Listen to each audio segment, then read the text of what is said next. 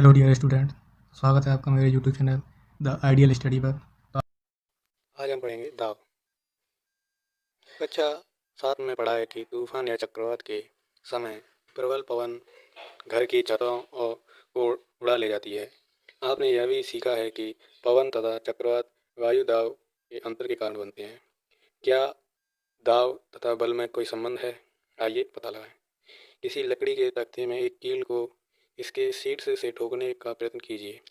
क्या आप सफल हो पाते हैं? अब कील को नुकीले सिरे से ठोकने का प्रयत्न कीजिए। क्या आप इस बार आप ठोक पाते हैं? सब्जी को किसी कुंठित यानी भौंतरे या फिर ब्लंट चाकू तथा उसके बाद एक तीखे चाकू से काटने का प्रयास कीजिए। किसमें आसानी है? क्या आपको ऐसा लगता है कि जिस क्षेत्रफल पर बल लगाया जाता है, उदाहरण के लिए कील के नुकीले सिरे पर, वह इन कार्यों को आसान बनाने में एक भूमिका निभाता है? तो इसके बाद परिभाषा बनती है, किसी पृष्ठ के प्रति एकांक क्षेत्रफल पर लगने वाले बल को क्या कहते हैं? दाब। यानी दाब इज इक्वल टू बल अपॉन क्षेत्रफल। यानी जैसे जैसे दाब बढ़ेगा तो जो क्षेत्रफल हो गया जाएगा कम, लेकिन दाब बढ़ने के साथ जो बल है वो क्या हो जाएगा? ज़्यादा। आगे देखते हैं। यहाँ पर हम केवल उन बलों पर विचार करते हैं जो उस पृष्ठ के लंबवत हैं जिस पर दाब ज्ञात करना है। तो इसमें केवल हम लंबवत बल दाब के बारे में पढ़ेंगे। पहली देखते हैं, पहली क्या कह रही है। अब मेरी समझ में आया कि कुलियों को जब भारी बोझ उठाना होता है तो वे अपने सिर पर एक कपड़े को गोल लपेट कर क्यों रखते हैं। इस प्रकार वे अपने शरीर के बोझ के संपर्क क्षेत्रफल को क्या कर लेते हैं? बढ़ा देते हैं। तो उनके शरीर पर लगने वाला दाब कम हो जाता है और वे बोझ को आसानी से उठा सकते हैं। आप ये चित्र देख सकते हैं। ये इसमें देख सकते हैं भारी बोझ को ले जाते हुए कुली। अब आगे देखते हैं। ध्यान दीजिए कि उपरोक्त व्यंजन में क्षेत्रफल हर में है, यानी जो अभी हमने सूत्र पढ़ा था, दाब बराबर बल बटे क्षेत्रफल, एकांक क्षेत्रफल, यानी उसमें जो क्षेत्रफल है वो किसमें? हर में है। इसीलिए यदि बल बराबर हो, यानी बल बराबर हो दाब के, तो पृष्ठ का क्षेत्रफल जितना कम होगा उतना ही दाब क्या हो जाएगा? अधिक होता जाएगा। कील के नुकीले सिरे पर क्षेत्रफल उसके शीर्ष के अपेक्षा क्या है? कम है। ऊपरी साइड से चौड़ा होता है और नीचे की साइड से नुकीला। इसीलिए वही कील के नुकीले सिरे को लकड़ी में तख्ते में ठोकने के लिए पर्याप्त दाब उत्पन्न कर देता है। तो जो नुकीला सिरा है वो पर्याप्त दाब क्या उत्पन्न कर देता है? पर्याप्त दाब। क्या अब आप बता सकते हैं कि कंधे पर लटकने वाले थैले में चौड़ी पट्टी क्यों लगाई जाती है? थैलों में बारीक पट्टी क्यों नहीं लगाई जाती? और काटने और सुराख रखने वाले औजारों के किनारे सदैव तीक्ष्ण क्यों बनाए जाते हैं? क्योंकि क्षेत्रफल क्या कर दिया जाता है? कम, जिससे क्या है? दाब अधिक लगाना नहीं पड़ेगा, मतलब दाब अधिक लगेगा क्षेत्रफल कम करके। क्या द्रवों तथा गैसों द्वारा भी दाब लगाया जाता है? क्या यह भी उस क्षेत्रफल पर निर्भर करता है जिस पर बल कार्य करता है? आइए याद करें। तो अगला अपना पॉइंट है द्रवों तथा गैसों द्वारा लगाया गया दाब। अब इसको तो हम चित्र के माध्यम से समझ सकते हैं। ये ऐसे पढ़ने की जरूरत नहीं है। ये चित्र देखो, ये इसमें आप देखेंगे जो पहला चित्र है उसमें कम पानी है, तो जो नीचे का गुब्बारा है वो कम फुला हुआ है। वहीं दूसरे चित्र में देखेंगे तो उसमें पानी का जो आयतन है यानी क्षेत्रफल है वो बढ़ा दिया गया है, जिससे जो गुब्बारा यानी जो दाब है वो भी बढ़ गया है। तो नीचे किसी बर्तन की तली पर पानी द्वारा लगाए जाने वाला दाब पानी के स्तंभ की ऊंचाई पर निर्भर करता है, यानी बढ़ने के साथ ही क्या दाब बढ़ गया। अगला अपना एक चित्र और इसमें देखेंगे आप, ये इसमें जो बोतल है उसकी एक साइड गुब्बारा लगा दिया गया है। तो इसमें क्या लगा है? बोतल में कुछ पानी और डालिए, क्या रबड़ की शीट खुलकर अंतर आता है? तो ध्यान दीजिए, रबड़ की शीट को बर्तन के नीचे नहीं बल्कि पार्श्व में लगाया गया है। क्या इस स्थिति में रबड़ शीट का फूलना यह दर्शाता है कि पानी बर्तन की दीवारों पर ही दब डालता है? तो सही बात है, क्योंकि ये फूल जाएगा तो यानी इससे पता पड़ता है कि जो दाब है, द्रवों दाब, वो उसकी नीचे की साइड तो लगता है और पास में भी लगता है। अगला एक और चित्र जब हम देखेंगे, इसमें देखिए, इसमें क्या दिख रहा है कि जो पानी है वो 3 छेद किए हुए हैं, तीनों से बराबर निकल रहा है। इससे क्या पता पड़ता है कि जो द्रव है वो समान मात्रा में दाब लगाता है जिस वस्तु पे जो होता है, नीचे की साइड, पार्श्व में, सभी साइड। अगला अपना क्वेश्चन है इसमें, क्या गैसें भी दाब डालती हैं? क्या वे जिस बर्तन में रखी जाती हैं उनकी दीवार पर दाब डालती हैं? जैसे भी हमने द्रव को देखा, द्रव में जो हमने देखा कि जो द्रव पानी था वो दाब डाल रहा था बोतल की दीवारों पर, जहाँ से छेद था उसमें बराबर मात्रा में निकल रहा था। जब आप किसी गुब्बारे को फैलाते हैं तो उसके मुंह को क्यों बंद करना पड़ता है? मतलब जब गुब्बारा फैलाते हैं तो उसके मुंह को क्यों बंद करना पड़ता है? तो क्या करें, तो उसके मुंह को क्यों बंद करना पड़ता है? यदि किसी फुलाए हुए गुब्बारे के मुंह को खोल दें तो क्या होता है? मान लीजिए आपके पास एक ऐसा गुब्बारा है जिसमें सुराख है, क्या आप इसे फुला पाएंगे? नहीं। तो क्यों नहीं? क्योंकि वायु जो है गुब्बारे की प्रत्येक दिशा में समान दाब लगाती है और जिस तरफ छेद है तो वहाँ से दाब क्या हो जाएगा? कम हो जाएगा, जिसकी वजह से वो खोल नहीं पाएगा। तो इसमें लिख रहा है, क्या हम कह सकते हैं कि वायु प्रत्येक दिशा में दाब लगाती है? तो बिल्कुल।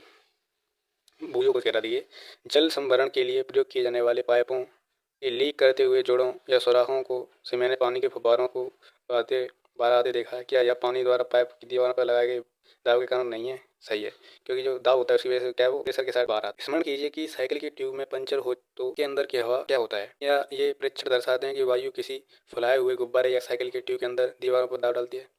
बिल्कुल। इस प्रकार हम कह सकते हैं कि गैस जिस बर्तन में रखी जाती है उसकी दीवार पर क्या डालती है? दाब।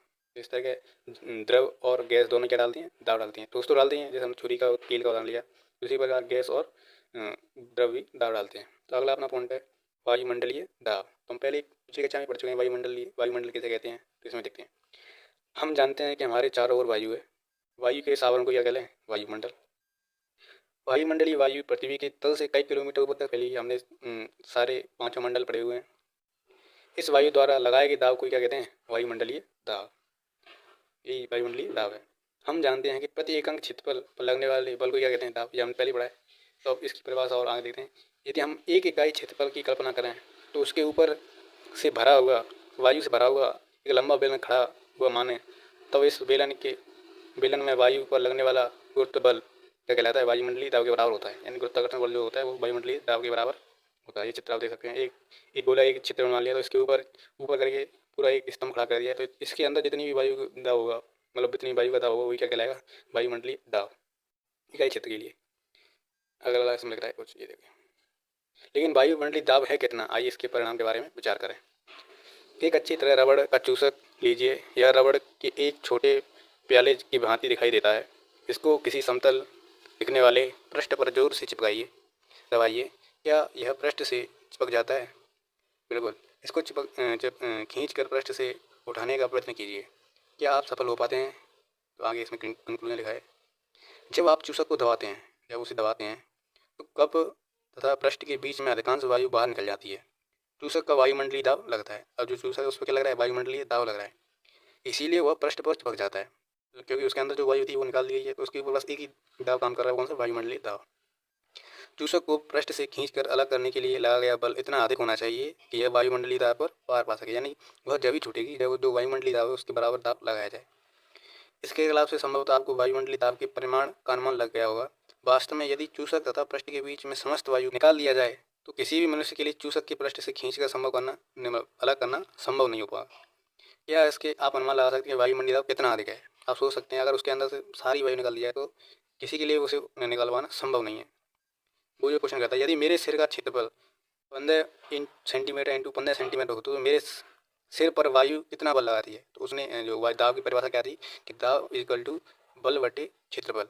तो इसने अपना क्षेत्रफल बता दिया ना, तो अभी इसने क्षेत्रफल बता दिया तो बल और बताएगा, तो इससे क्या निकाल सकता हम? वायुमंडलीय दाब।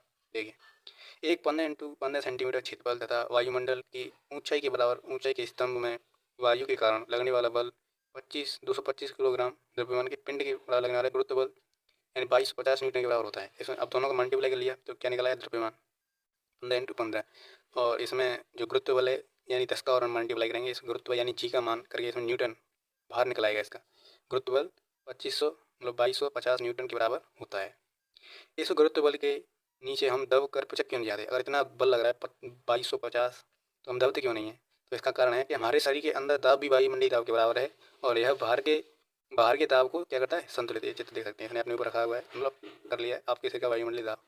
तो ये पिचकता क्यों नहीं है कि हमारे शरीर में भी जितना दाब है वो वायुमंडलीय दाब के बराबर ही है। अब आप ये एक और पढ़ते हैं। 17वीं शताब्दी में जर्मनी के एक वैज्ञानिक ऑटो वॉन गैरिक ने बर्तनों से वायु बाहर निकालने के एक पंप का आविष्कार किया। इस पंप की सहायता से उन्होंने नाटकीय ढंग से वायु दाब के बल का प्रदर्शन किया। उन्होंने धातु के 2 खोखले गोले लिए जिनमें प्रत्येक का व्यास 51 सेंटीमीटर था। इन गोलों को एक साथ जोड़कर उनके बीच की वायु निकाल दी गई। तब प्रत्येक अर्धगोले पर 8 घोड़े विपरीत दिशा में खींचकर अलग करने के लिए लगाए गए। दाब का बल इतना अधिक था कि घोड़े भी इन अर्धगोलों को अलग ना कर पाए। तो इस उदाहरण की सहायता आप समझ सकते हैं कि जो दाब है वो कितनी कितनी मतलब शक्ति यानी कितनी पावर होती है उसमें। तो इसी के साथ आपका पाठ पूरा हो जाता है। धन्यवाद।